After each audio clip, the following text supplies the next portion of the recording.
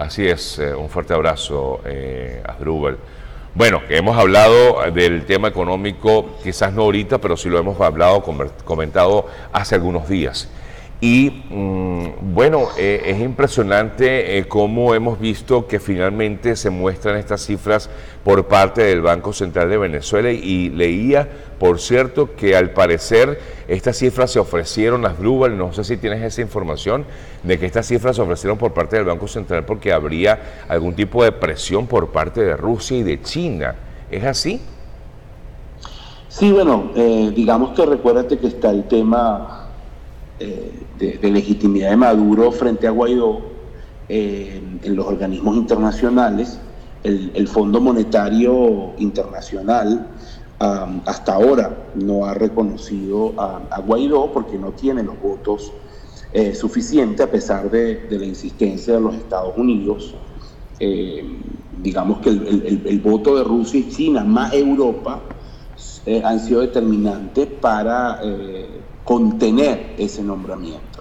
Sin embargo, dado que Venezuela pues tenía ya un buen tiempo sin ningún tipo de relación con el Fondo Monetario, sin presentar estadísticas, bueno, vamos a decir que sobre todo los chinos le sugirieron, por usar una palabra, digamos, sí, te entiendo. La menos dura, exacto, al gobierno de Maduro que se pusiera al día para, bueno, poder seguir, para contener ese nombramiento, porque eso está allí de alguna forma latente, ¿no? Es decir, la posibilidad de alguna manera de que también el Fondo Monetario Internacional reconozca a Guaidó y entonces nombre representante ante el Fondo Monetario, como ya lo hizo en el Banco Interamericano de Desarrollo, que es el único organismo internacional multilateral económico que hasta ahora ha reconocido al gobierno de Guaidó. Entonces, pareciera que ese tema pues es un poco lo que motivó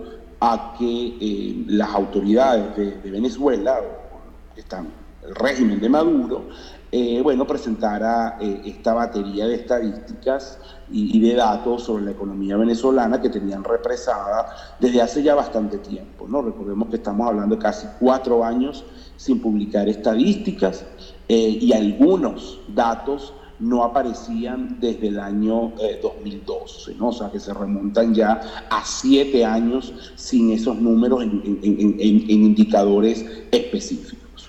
Ahora, vemos definitivamente que estas cifras que ofrece el Banco Central de Venezuela distancian mucho de lo que ha ofrecido, por ejemplo, la Asamblea Nacional, Asdrúbal. Al ver estas cifras, digamos, tan dispares, aunque sabemos que ambas son altas, ves, no sé si ves algún tipo de realidad que estaría aceptando allí el Ejecutivo venezolano o el régimen pues, de Nicolás Maduro.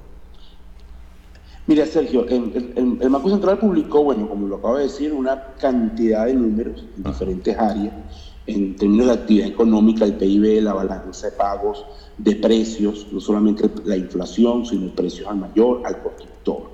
Las mayores discrepancias obviamente están en el área de inflación. Efectivamente, los números de inflación que reportan el Banco Central, si bien nos siguen ubicando como la peor inflación del mundo, lucen muy lejos de la realidad nacional y de las estimaciones privadas, la de Coanalítica o la del FMI, por mencionar solo dos, ¿no? También hay algunas discrepancias importantes en términos de los activos y pasivos del Estado, unos cambios en materia de deuda que el Banco Central refleja, que digamos hay que revisar con detalle, por decirlo menos, porque son unos números un poco fuera del orden que uno tenía en términos de la reducción, por ejemplo, de la deuda, también en balance de pago. Creo que la diferencia en el caso específico de la inflación, que es lo más llamativo, porque fíjate que en términos de caída del PIB, más o menos los números se parecen, ¿no? Okay. Por ejemplo, lo que nosotros reportábamos, incluso lo que reportaba la Asamblea Nacional, va bastante en línea con la caída de PIB que está reflejando la Asamblea. Volviendo al tema inflación, creo que tiene que ver con la muestra. Al final es típico de países como el nuestro, lamentablemente, que están en estos ciclos destructivos tan agresivos, que los estimados de inflación puedan diferir dependiendo de la muestra que tú tomes. Probablemente hay factores importantes allí en la muestra que utiliza el Banco Central, sobre todo el peso de productos subsidiados, por ejemplo, la valoración que hacen del tema de los CLAP, que pueda estar tumbando o reduciendo la estimación de inflación que ellos están presentando. Por supuesto que no es descabellado que un Banco Central que está controlado por el Poder Ejecutivo tenga todos los incentivos a subestimar la tasa de inflación. Pero con todo y eso, con todo y que de alguna manera esté metiendo efecto CLAP, estén escogiendo una muestra con una cantidad de productos donde el grado de subsidio o de variación de precio es menor que en el promedio, la tasa de inflación, insisto, sigue siendo una tasa de inflación estrambótica cuando tú la comparas con cualquier país del mundo y no nos saca de la hiperinflación. Es decir, con esa tasa que está diciendo el Banco Central, que para quienes nos oyen es 130.000% para el año pasado, Venezuela pues es la peor economía en términos de inflación del mundo y es una economía pues con un gravísimo problema en términos de precio. Pero por ejemplo, si tú utilizas esa tasa y consideras los aumentos de salario mínimo que decretó el Ejecutivo, prácticamente no habría pérdida de poder adquisitivo. Y eso no necesariamente coincide con la realidad que nosotros palpamos, por ejemplo, en términos de caída de consumo. El consumo en Venezuela está cayendo a tasas agigantadas por principalmente lo que está detrás de eso es pérdida de poder adquisitivo. La gente no tiene capacidad de compra. Si de verdad estuviéramos hablando de la inflación que está reconociendo el Banco Central, tú no deberías tener una pérdida tan agresiva en términos de consumo. Entonces, hay ciertas inconsistencias que la data te está mostrando que llaman la atención. Te doy otro caso.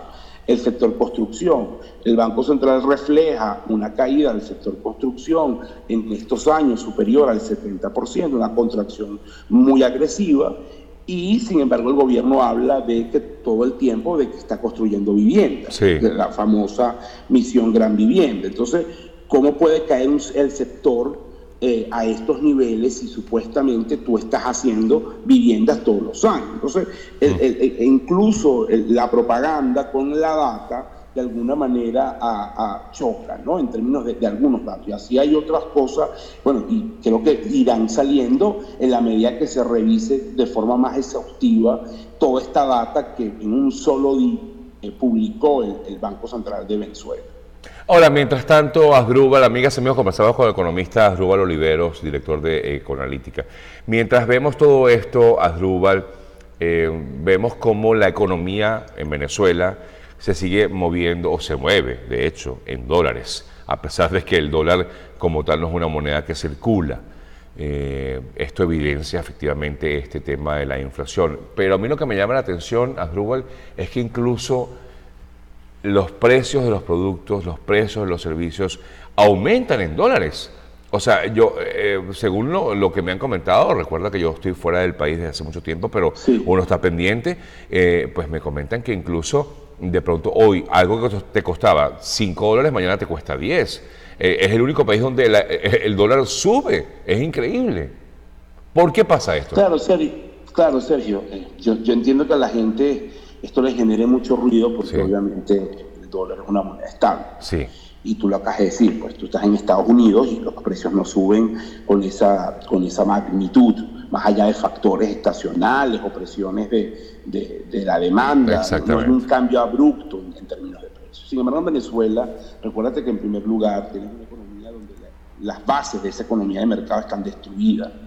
Acá el sistema de precios está destruido.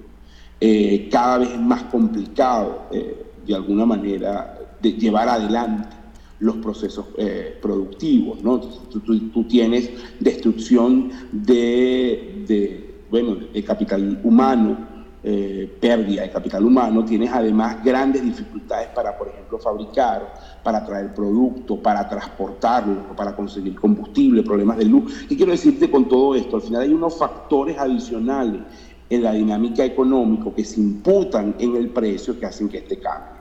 Lo otro es que obviamente el dólar en Venezuela, la tasa de tipo de cambio está anclada, no sube como debería el famoso dólar paralelo, principalmente porque el gobierno tiene a la banca en una situación bastante crítica, prácticamente sin capacidad de dar crédito.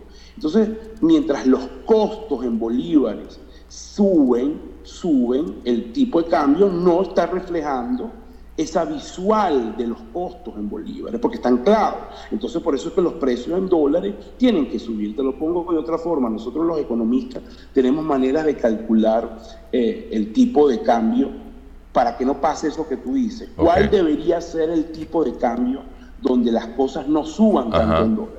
¿Cuál debería ser el tipo de cambio para que los precios se mantengan en dólares? Bueno, es un tipo de cambio que debería estar por lo menos en 16.000 bolívares por dólar y está en 6.000. Entonces, cuando tú tienes un dólar en 6.000, que es artificialmente bajo, porque el gobierno así lo ha decretado, sometiendo a la banca a un estrés muy profundo, obviamente los precios en dólares también suben para poder equiparar el equilibrio. Entonces, aunque a la gente le cueste entender, tiene toda la lógica en medio de este proceso, bueno, tan agresivo, primero de destrucción de la economía, donde cada vez los costos informales incrementan. ¿Qué te quiero decir con eso?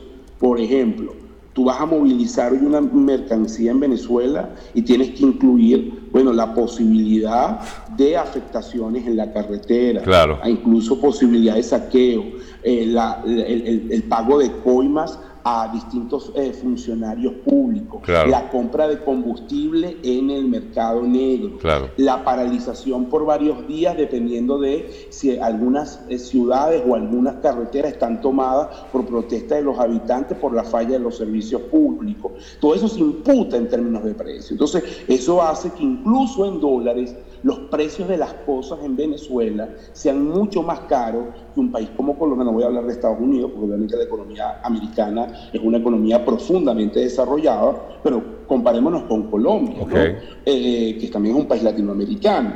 Bueno, Colombia obviamente tiene una estructura, quien trabaja en Colombia tiene más certidumbre en términos de su proceso productivo de quien trabaja en Venezuela, que no puede garantizar un precio, y eso hace entonces que tú estés en una posición de sálvese quien pueda, donde los precios en bolívares y en dólares están cambiando constantemente. Dicho, para de alguna manera concluir esto, es importante que Venezuela supere la hiperinflación, vuelvas a tener políticas públicas sanas, adecuadas, para que también eso le dé certidumbre a los comerciantes y a los mismos consumidores, porque también los consumidores estamos en una conducta de alguna manera desbocada en términos de que compramos todo lo que se nos pase por el frente, porque tenemos el miedo de que desaparezca. Entonces todo el mundo está en una situación no muy racional que influye fuertemente en los precios de los productos acá.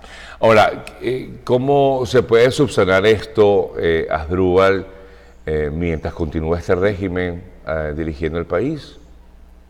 Imposible.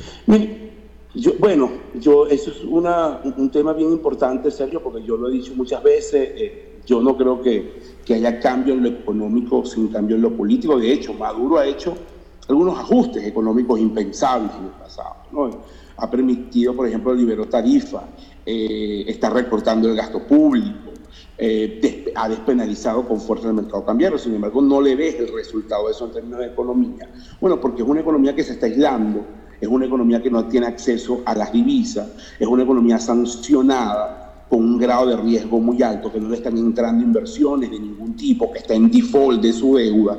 En esas condiciones, por más que el gobierno intente hacer un ajuste tardío, no le ves el resultado. Entonces tiene que venir el cambio político para que también tú puedas ver algunos elementos en el cambio económico. Y esto es digamos, una verdad muy dura, porque el cambio político puede tardar. O dicho de otra manera, mientras el cambio político no se dé, la economía va a ir en una senda de deterioro extremadamente profunda, claro, con todo lo que eso implica.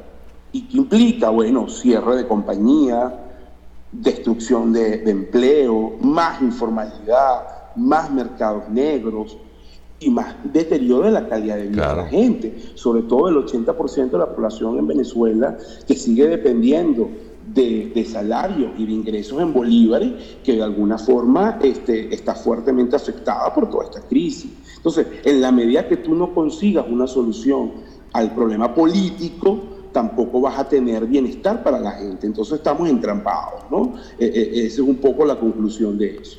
Bueno, y ese 80% que sigue dependiendo de los salarios, además tiene unos salarios tan deprimidos que viven aumentándolos casi que todos los meses, para nada, porque al final se le hace, bueno, siempre lo hemos dicho, sal y agua en 2 segundos.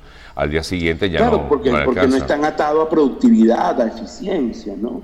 Yo quisiera decir, bueno, por decreto que yo voy a ganar $5,000. Claro. Ahora, si eso no está atado a la eficiencia, a la productividad, al desarrollo de la economía, a la mejora, es lo que tú dices, pues es inflacionario, eso es economía 1.0, cosa que no ha entendido este gobierno. Bueno, hay una razón política allí, ¿no? Claro. Entonces, el tema es bien grave para la gente. Insisto, porque en el medio del problema político está la gente. Entonces tú tienes un país que se va sumiendo en un deterioro muy profundo y bueno, la situación política pareciera también entrar en una fase de estancamiento o donde la solución no pareciera estar a la vuelta de la esquina, con lo cual tampoco el comenzar a mejorar la economía. Sí, exacto, está todo, como bien dices, en un estancamiento total. ¿Cómo definirías, ya concluyendo, Asdrúbal, conversamos con Asdrúbal Oliveros, cómo definirías la situación económica de Venezuela en estos momentos? Porque se habla de inflación, hiperinflación, hiperestancainflación, o sea, hay muchos términos. ¿Cómo la definirías? Mira, yo creo que el nombre técnico, digamos, que tiene Venezuela ya no es ni siquiera una estanflación, porque ni siquiera es una depresión normal o una recesión. Venezuela tiene una depresión económica con hiperinflación. Esa sería, digamos, la categoría técnica que le puede dar un economista, ¿no? Cuando tú hablas de depresión económica, bueno, son caídas muy profundas de la economía. Fíjate que el Banco Central está reconociendo una contracción de más de 50%, es decir, hoy somos la mitad de lo que éramos cuando Maduro llegó al poder. Eso es algo, muy pocos países pueden exhibir eso en tan poco tiempo. ¿Y cómo se trata una...? Si le quieres dar un nombre, digamos, yo muchas veces lo digo, la economía venezolana pareciera haber pasado por una especie de holocausto económico. Claro. O sea, el grado de destrucción que aquí ha ocurrido lo ves solamente en países devastados por conflictos bélicos. Es muy raro conseguir una economía con los indicadores de Venezuela sin guerra. Eso te habla entonces de lo que estamos viviendo. Claro. O sea, Venezuela tiene índices de devastación sin tener un conflicto bélico. ¿Y cómo se trata? Que tú digas que esto es por una mezcla de diseño y de obviamente de impericia, es muy grave, y la responsabilidad de quienes están ahorita en el poder. Sí. ¿No? ¿Y cómo se trata eso? O sea, ¿cómo se trata esa enfermedad? Bueno, eso amerita un plan de estabilización muy profundo, muy amplio, es prácticamente un plan de reconstrucción, que ya no depende solo de nosotros, que incluso va a necesitar el apoyo muy profundo de la comunidad internacional y con los organismos multilaterales a la cabeza, Fondo Monetario, Banco Mundial, como líderes, para poder empezar a reconstruir. Yo te diría que Venezuela es hoy va a ser la gran protagonista de la reconstrucción del siglo XXI. Exacto. Es un país que en los próximos 5 años vamos a necesitar en el orden de $100.000 millones que va a venir del exterior para poder sentar las bases del país. Por eso que te decía hace un rato, fíjate que conecto este comentario con lo que te decía ahora o hace un rato, sobre que aunque Maduro hace algunas cosas, no puede, porque esa plata no va a llegar con Maduro. Claro. Ese es el problema que tienes enfrente. Sí. O sea, Venezuela se tiene que reconstruir y yo creo que tiene gran potencial de reconstruirse. Creo que es posible. Creo que podemos salir de este foso en un lapso de tiempo. El plan país está pensado para 10 años, pero tú puedes empezar a ver resultados desde el día 1. Lo que pasa es que obviamente 10 años como horizonte de mejora continua, ¿no? Sí. Pero mientras esté Maduro no van a entrar esos recursos, entonces la economía se sigue deteriorando. Entonces, efectivamente necesita un plan profundo que abarque, que ataque todas las áreas, no solamente la parte macroeconómica de la cual estamos hablando, sino la parte sectorial, la parte social, ¿entiendes? Temas de infraestructura, el rezago de infraestructura que tiene Venezuela. Ya no hablemos con respecto al primer mundo, hablemos de América Latina, en términos de puertos, aeropuertos, carreteras, obras. Eso implica una erogación de recursos que lamentablemente el país por sí solo no va a tener. Entonces, es parte de esa reconstrucción y por eso insisto, la dinámica de generar un cambio político con otros actores, con credibilidad, que generen confianza y que permita entonces poder obtener estos recursos para empezar la reconstrucción del país. Eso es algo que tenía que hacerse ayer, ¿no? Para hablar un poco del sentido de urgencia, y que cada día que pasa nos pone entonces en una situación más complicada y hace incluso que esa reconstrucción sea más difícil, porque cada día que pasa pesa. Eso es como salvando las distancias, como un niño cuando está desnutrido. Una vez que ya tú entras en esa etapa hay unos daños permanentes que no puedes eliminar. Bueno, lo mismo es la economía. Cada día que pasa hay unas afectaciones al tejido económico que no son coyunturales y entonces hacen que el proceso de reconstrucción sea más complicado en la medida que se prolonga el conflicto en el tiempo. Sí. Agradecidos, Asdrúbal, un fuerte abrazo y te seguimos, por supuesto, pendientes de tu trabajo siempre y sobre todo allí cuando estás en las redes AR Oliveros, por allí pueden conseguir a Asdrúbal. Un fuerte abrazo y gracias. No, a ti, Sergio, feliz día. Vale. Asdrúbal Oliveros, director